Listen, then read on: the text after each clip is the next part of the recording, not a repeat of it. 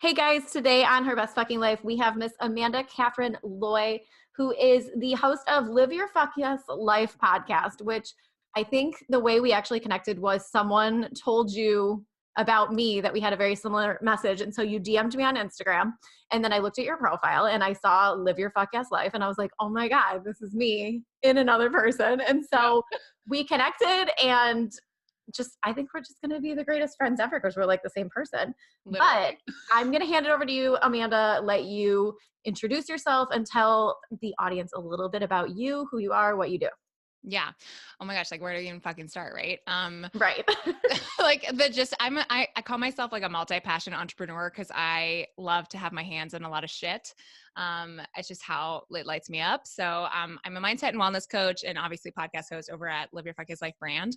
But I also am an actor. I went to school for musical theater, and that's kind of like my shit. And what originally got me started on the entrepreneurial path, actually, because I was so tired of working shitty ass part-time jobs that like didn't pay the bills. And if they did, it was like just fucking barely. And you were like wanting to just live in a death hole at all times because you were never at home.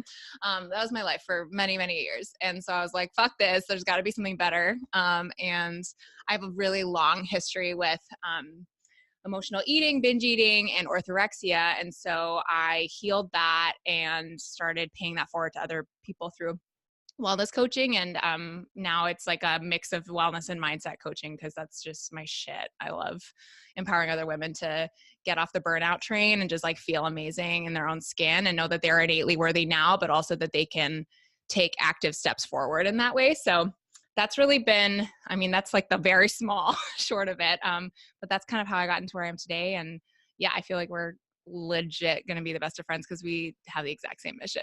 Literally, when you started describing who you were and you were like, I'm like a multi-passionate and I was like, this is literally how I introduce myself on podcasts. I'm like, let me list everything and make sure I don't forget anything on the way. Like checking things off. Yeah.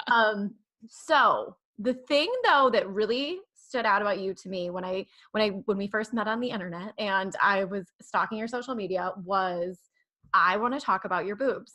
Yeah, 100%. Which is let's talk about them. So weird. And I know I'm like literally this episode's going to be about boobs. And I was scrolling through your feed and I saw one of your pictures where your tas were out and you had little like hearts over the nips because, obviously you can't show them on Instagram. Yeah, Instagram would take me out. Yeah. Right. And I was scrolling and I was like, look at this bitch with her tits out. Like, and I clicked on it. Like, she is ballsy. I love it. And so I clicked on it and then I started reading it and I was like, oh, there's a whole other side to this. Mm-hmm. So let's start back at the beginning. I want you to tell everyone why you ultimately had a double mastectomy. Mm-hmm. What happened? Take us back to day one. Yeah. It's been a really long journey, although honestly, the most of it has happened. We're talking like in February of 2019. And so it's really just been the last year of my life. But, from a really young age, like I knew that breast cancer was on my radar for my family because my dad's mom passed away when he was 18 of breast cancer. And, I never met her obviously. But my dad was deeply affected by losing his mom. At 18, I can't even fucking imagine. Oh, I can't. Yeah. Ugh, that happening. Kill me. And, so obviously we knew that was a part of our family history, but there wasn't really anything that I was like, well, that's just like a part of life. So many people get breast cancer. You hear about literally, you probably can count 5 people on your hands right now that that have had breast cancer, right? Yeah, absolutely. And most of them are like people that you think are going to be 40 and up, right? Mm-hmm. But my sophomore year in college, my dad found out about this test called the Bracha Test. It's BRCA, and it's linked to ovarian and breast cancer, in addition to actually a couple of other small things, which we can talk about. And he decided to get tested because it's all genetically passed down. And so him and his 2 younger sisters got tested. They both tested negative for the gene, and my dad tested positive. And when you have the gene, you have a 50% chance of passing it down to any offspring you have. So when he found that out, he knew that the likelihood of me and my brother having the gene as well was super fucking high. And so he told me, and I was in college, and sophomore year was like what I like to call hell year in my life. Like I had just gained like 40 pounds and I was in a musical theater program, I was literally going to school from 7 a.m. until 10 p.m. at night and then going home and sleeping and doing the whole thing over again. And it was just like fucking crazy. And I was like experiencing anxiety for the first time in my life and like in this crazy, awful, like binge yo-yo dieting cycle. And I was like, I cannot add another fear or shit to my life. And so I chose to not get tested, which if you have family history, it's super easy to get testing via a blood test. It's harder if you don't have family history from a insurance standpoint in the United States. But there are a lot of other ways you can get tested if you don't, which we can talk about as well. But yeah, I basically let it on the back burner. And honestly, until last January, I had just kind of let it be this thing where I was like, well, one day I'll probably find out I have breast cancer. It was just like this thing that I knew was probably going to happen. And I was just so paralyzed by fear to actually know, because I knew that as soon as I did, I'm not like a person that sits on my ass. Like I take action. You would want to do something. Yeah. I knew I would want to do something. And I was like, I'm terrified of what that would look like. But last year I went into 2018 with the word unapologetic. And it just felt like I wanted to just like rid myself of all the things that I was scared of and just throw myself into shit that really made me feel like I was actually showing up for my life on purpose instead of just going through the motions. And that really instigated me getting tested. So in January, it was like the first thing I did. I got tested, and it takes a couple of weeks to get your results back. And 2 days after my 27th birthday, I found out that I was BRCA positive. And I have the BRCA1 gene, so there's 2 strands, BRCA1 and BRCA2. And I immediately like had a full-fledged like movie version like cry sob fest. Like I was like, I immediately called my husband. I was like, just wanted you to know I'm going to leave now. And I hung up. Then I called my mom and dad, told them, hung up. And then I was like, I gotta go. And I like stripped all my clothes off and like ran to the shower and just like turned it on and just bawled my eyes out for like probably 45 minutes. And Kev was like, that's my husband. He like came right home and he was like, oh my God, he found me in the shower, just like dying. You know, it was just like, it was a moment I will never forget, but it was also the first thing I thought about after this is such a terrible, awful day. And I knew this was going to happen was I need to tell this story. Like that's the first thing that came up. And it's so interesting. Like I've been a part of the entrepreneurial space for 3 years now. And, you know, being an entrepreneur, you share your story, like as part of the process. And I think like that more than anything, I'm a storyteller. Like it's what I'd love to do on stage as an actor, but also just as a person. And I knew that this was going to change people's lives if I shared it openly. And if I had the courage to do that. And it was like so crazy that was the first thing that popped into my brain. So anyways, that started a very long journey of talking to doctors, talking to genetic counselors, figuring out what my options are, deciding to go through with a double mastectomy, finding the right surgeons for me. It's a fucking process, let me tell you. And then in addition to that, like figuring out what surgery you want, what you're comfortable with. And all along the way, looking everywhere for support and having such a hard time finding other women who are, you know, young and like vibrant and like not 50 and above and already have kids who are navigating this. And I've met so many women just by sharing my story who have the BRCA gene, who have a history of breast cancer in their family, or even who have breast cancer at the age of like 21, 22. Like it's opened up this incredible world. I mean, it's heartbreaking, but just in this very open world where I'm just like, okay, this is something and we need to talk about this. And nobody is talking about it. Right. And so I was just like, all right, I got to share this. And that's the thing. Like when you have something that you have the opportunity and you feel in your heart, like, hey, I could help people with this. I'm like you. That's how I was with my sobriety. It was like, okay, I got to tell people. So, okay, so you find out you have this gene, the BRCA1, and forgive me, I don't know too much about BRCA1, BRCA2. Like, if you have the BRCA1 gene, like, how likely is that Yeah. to progress into breast cancer? Yeah, no, it's a good question. So if you have BRCA1, so again, there's two strands, and so the percentages are different. I can share both. But BRCA1 is deeply rooted in breast cancer. Okay. Basically, after the age of 25, if you have the BRCA1 gene, you have a 60 to 80% risk Oh, wow. Okay. of getting breast cancer before the age of 85. Okay. And then Strikingly high enough to it's very high. be very Yes. concerned. Yes. Yeah. And there's the potential that might never happen, obviously. Right. Right. But it's just like the odds are not fucking in your favor. That's for sure. Mm-hmm. Yeah. And it's also linked to ovarian cancer as well. Okay. But that's not something you have to really worry about till 40 and up. But that's like a 35 to 45% chance from a BRCA1. BRCA2, it's 50 to 70%. So it's still high. So still high either Yeah. way. Okay. Yeah. Mm-hmm. Interesting. So what did you struggle with the decision? Were you just like, I'm going to do this? Was it a for sure thing for you? Yeah. I think from a like logical, Amanda's making moves standpoint, I didn't struggle because I knew that I couldn't I was like, okay, do I care about potentially breastfeeding my kids in the future? Like, no, I don't give a fuck. Okay, great. Ruled that out, and I was like, am I scared that my body dysmorphia stuff is going to come back full force? Yeah, fuck yeah, because that's something I dealt with for a long time. And like, this is going to be changing, not just like going through a trauma and literally putting yourself through that intentionally, but, it's going to be changing the makeup of my body. And also like my sexuality, like all the things, right? It's like, it impacts so much. And so I knew that I could navigate it all because I've done the work.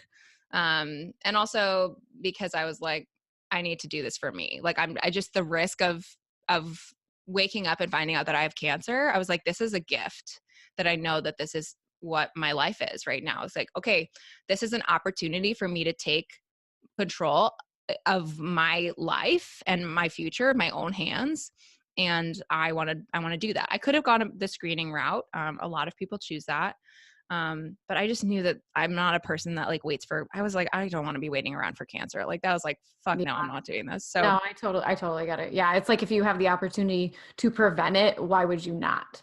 yeah. And some seems people like the logical train of feel thought that way, but I'm sure. Yeah. I'm just so like, here we go. Like this is a decision. That being said, yeah, I had so much anxiety around it. Literally, like I would cry every day after my work. Like my workouts were like my home base. It was like they saved my life last year because I just had a space to come to pour into me. And at the end I would cry every time because I'd listen to that fucking song from The Greatest Showman, This Is Me. It's like literally every fucking day. I'm just picturing this dramatic, like, oh, it's so dramatic ballad, and you're just like, oh, this no, is it's me. amazing. Yeah. But hey, you gotta do what you gotta do. And so I definitely had it was a really hard year. And honestly, because I found out in February and I didn't get my surgery till December. Okay. So the wait time was a really long thing and something that I honestly thought that I needed. And I'm grateful for all the time I had to prep.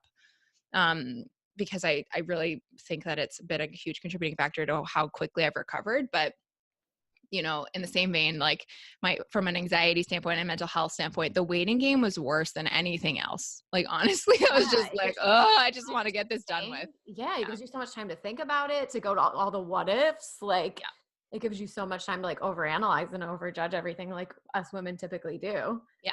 The more time we have to sit around with it. So day of surgery, what was it like? Oh my God.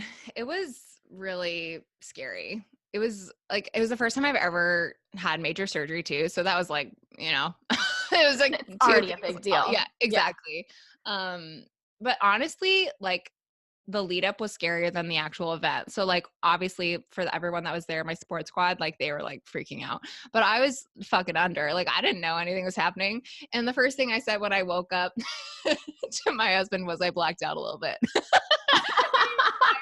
He was like, okay, she's back. You know, Like you blacked out a lot of it. yeah, actually for 6 hours you were out. Right. Cause it's a pretty lengthy surgery. And I had something called direct to implant surgery, which a lot of people actually don't do. They're not a candidate for, but essentially all in one, my breast surgeon removed the tissue and then she moved to the other breast. And as she did that, my plastic surgeon started like dealing with the implant and putting it all Oh, in. So I wow. only had to do one surgery. Oh, I didn't know they could do it like that.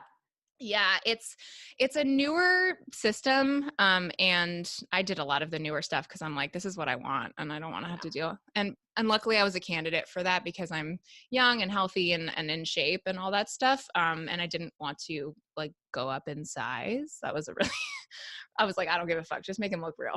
Yeah, just make them look the same. Yeah. Yeah, exactly. So yeah, it was, but the surgery itself was about a 6-hour process. Wow. Okay. Yeah. So That's a long and surgery. it's long. Yeah, it's long. And then I woke up, but I was only there overnight. I honestly didn't have any painkillers. Like they used something called nerve blockers. And so that's supposed to last up to 72 hours. I didn't have to have any narcotics, anything like that. And then I went home the next day, like midday. So the process of being there itself was weird. Like you have to like rinse yourself with like weird antiseptic shit. And it's just, it's like stuff that you would never think about, but you're like, Right. I'm putting this magenta crap on my body as I shower right now to like make sure I'm sanitized, it's just weird. But yeah. And then the recovery process was, I would say, way more interesting than the surgery itself because I wasn't Yeah. really around for the surgery. Right. Well, and I've seen on your Instagram, on your feed, that I saw like you posted a video of like your drainage tubes and everything. 100%.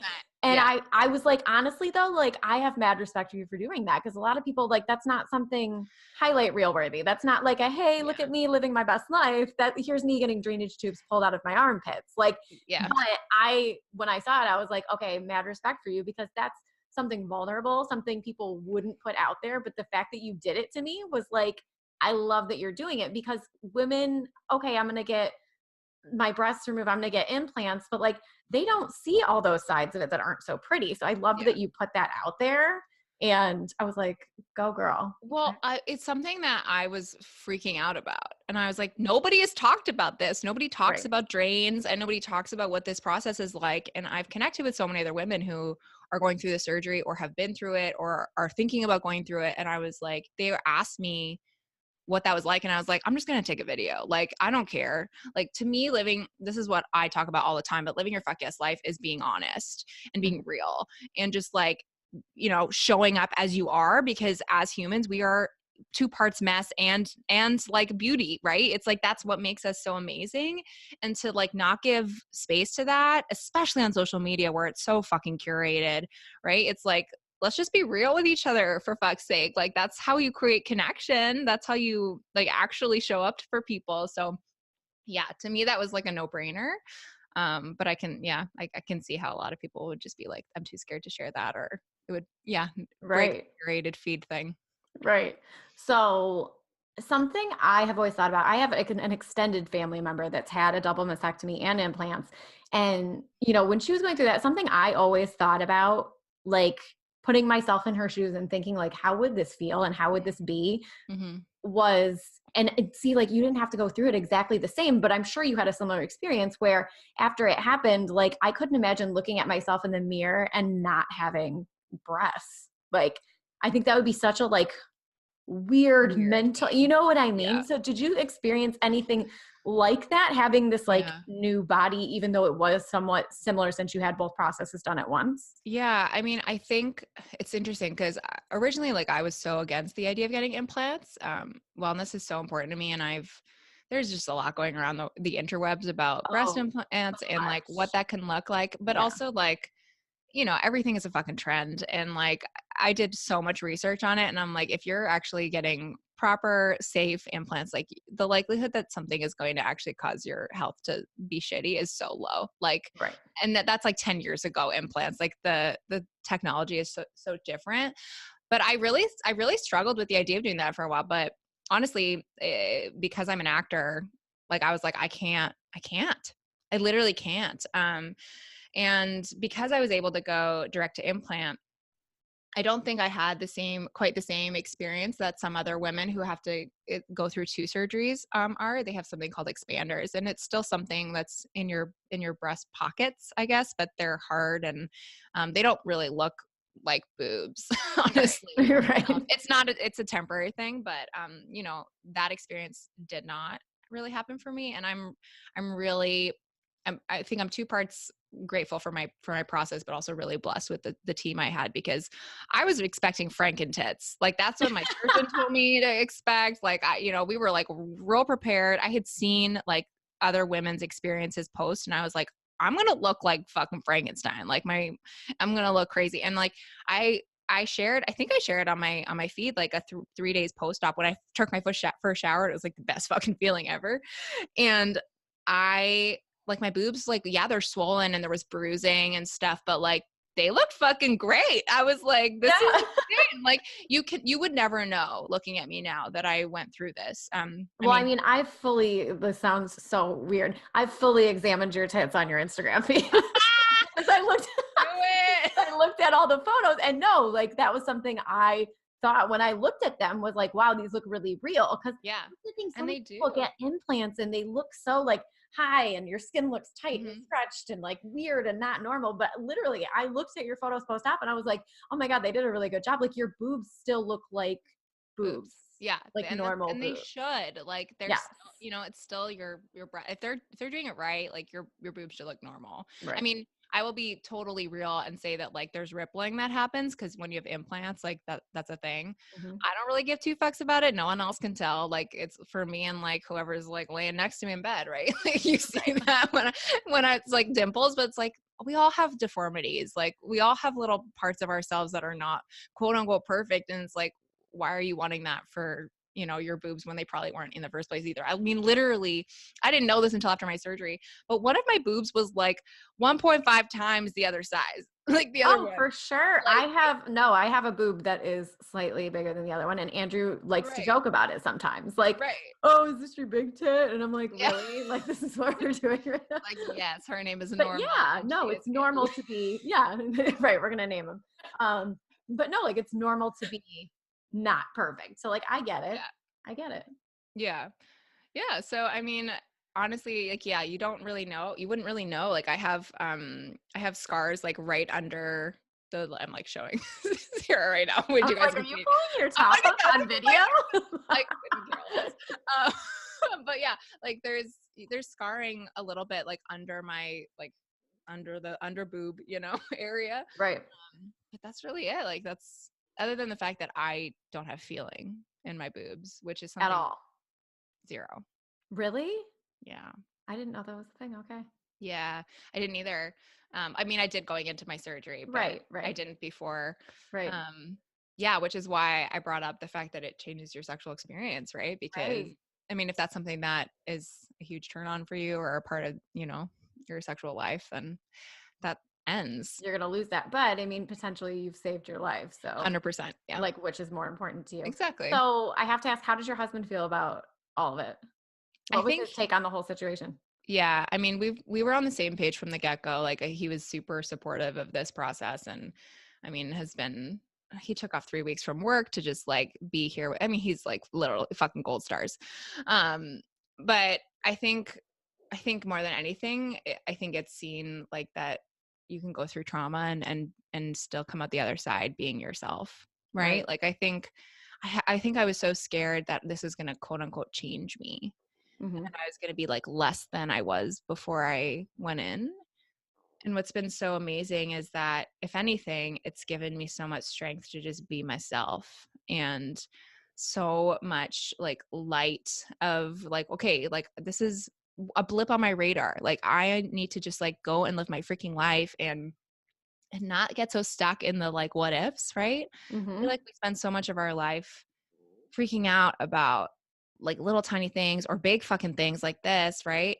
And we think that we're going to be a different person, and it's like, yeah, okay, we probably will be, but like, isn't that still just a version of ourselves? We're just growing and we've been through something else, and it allows us to show up for ourselves and our lives in new and amazing ways, right? So I don't know. I think he's been incredibly supportive and is down for the tits. So I mean, who wouldn't be? yeah. That's so funny. No, Yeah. but I love how you talk about like going through trauma and coming out almost like as a different person. Cause I think, going through things like this and going through things that are difficult, like they empower you, they mold you, they build you, they strengthen you. You Mhm. come out of something with like a newfound strength and like zest for life in a way that like you may not have even had before because you did have to go through and face so much stuff. But at the end, it's like you have this light at the end of the tunnel, which Mhm. is awesome. Yeah. Oh, well, I'm so happy for you. Thanks. I'm Yeah. excited for you. Yeah. I mean, it's been such a whirlwind and it's so funny. Like a year ago, I mean, I knew this was part of my potential story, but like, I didn't really know, I didn't really Right. know what this meant. And I think it just goes to show that you have to just take life as it comes, and you can choose to let something completely derail your life, or you can choose it to let it be your reason. Hmm. And I just decided to let this be my reason, and it's opened so many incredible doors, and it's allowed Oh, me to connect yeah. with so many amazing women. And I'm so passionate about talking about this because, again, like, I felt so lost. I had no idea what the fuck I was doing and what to talk about and what to ask my surgeons and anything, because there just weren't people who I could connect with who were talking about it publicly, right? Like Right. on the outskirts. And so, yeah, it was like the mad interweb search was really upsetting when I first Yeah. found out. No, I feel like you have such a platform to talk about that. You need to write a book. I'm just going to throw that out there. You need to write a fucking Girl, book. it's on the radar. Okay, good. Because Yeah. no, like kind of like I swear to God, we're the same people with like slightly different stories. But Yeah. that was exactly like when I first got sober and I was so young and I had a problem with alcohol and it's so normalized. Like I was the same way. Like I was looking for support. I was looking for other places to look like, okay, is there a light at the end of the tunnel? Like, is it possible to come out of this with good things, similar to how you were?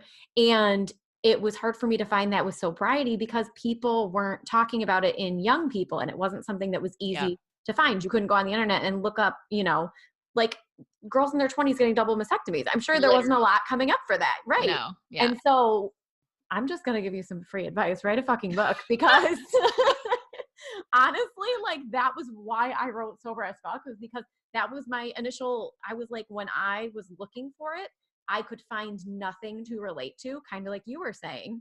And that's what like led me to create it, because I was like, I Yeah. want something that I wish I could have found when I was going through it. And I'm sure there's, just the way things are today, how many toxins and chemicals and processed foods there are. I'm sure everyone's cancer is going to run rampant at some point with all the shit Yeah. we put in our bodies and do Real to life. them, where Mhm. you're going to have so many young women out there potentially dealing with these things at a younger age where, they would really benefit. And like, I'm telling you, gold mine on your hands right there. Mhm. Write that Yeah. damn book. Yeah, I know.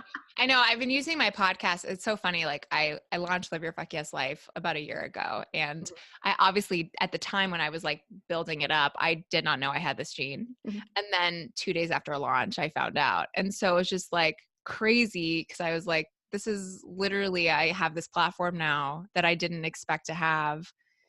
And to talk about, I didn't expect to be talking about this kind of stuff, but like, here we are, like pivot, right? Like this is the mess. This is the Absolutely. quarter life crisis I'm going through right now. So yeah, it's been a whirlwind sharing on there. And I know it's like impacted so many people's lives, but it's like, yeah, a book is definitely on the fucking radar. So we should chat more. Yes, we should. Yeah. Definitely.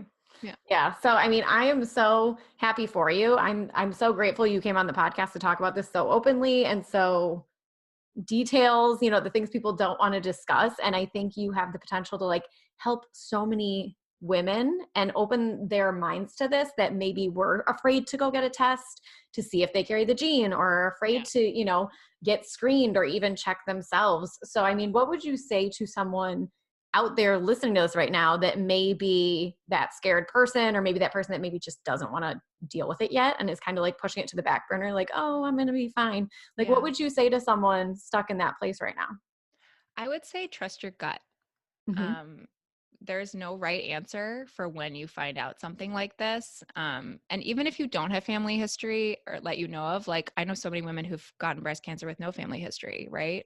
Right. And so it's like, if you know that this is in your family, or if you're Ashkenazi Jew, that's a huge rampant thing for BRCA, Oh, too. okay. I didn't know Right. that. Yeah. I didn't either until I found that out, like, as I was getting genetic testing. But it's like, you can get it via blood test. You can do like the color test, which is like a spit test. You can find out BRCA through that. There are so many options for you, but ultimately you have to trust that the timing that you choose is going to be right for you. Like, I could have like constantly gone back and forth about, oh, I shouldn't have waited like 6 years to get tested, from when I knew that I probably should.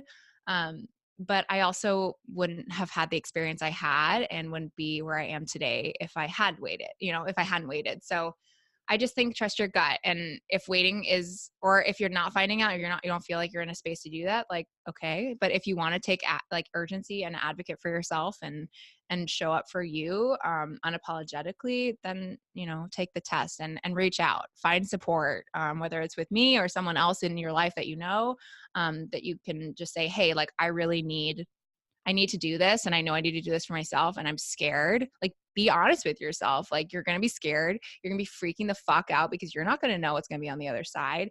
But, like, arm yourself with support. Like, even if it's one person in your life that you trust, that you can say, like, I need you to help me do this, right? Like, I need you to come with me to this appointment or whatever it is. Get that. And you can always reach out to me. I'm literally an open book. So. Awesome. I love it. Well, Amanda, thank you so much for coming on today. I really think you're going to help so many people and open so many people's eyes to the situation that maybe weren't even thinking about it. Which, if we can do that and help women out there, like, why not? Yeah. So thank you so much for coming on today, being so open and sharing so much of your story with us. Why don't you go ahead, let our audience know if anyone wants to find you or connect with you, where they can do that. Yeah, I'm at Amanda Katherine Loy. That's Catherine with a K, like koala. Pretty much on the interwebs. My website's there. On Instagram, I'm there. And if you want to check out the Live Your Fuck Yes Life podcast, that's where you can hear me every Thursday.